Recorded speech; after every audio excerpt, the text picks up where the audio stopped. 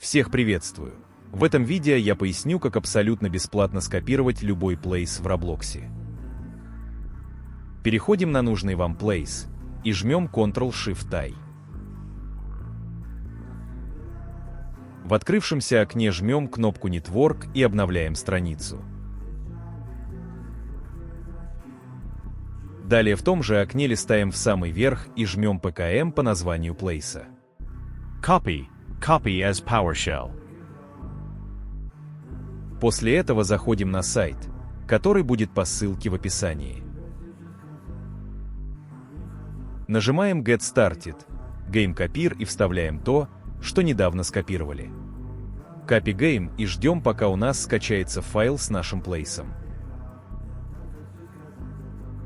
Все готово.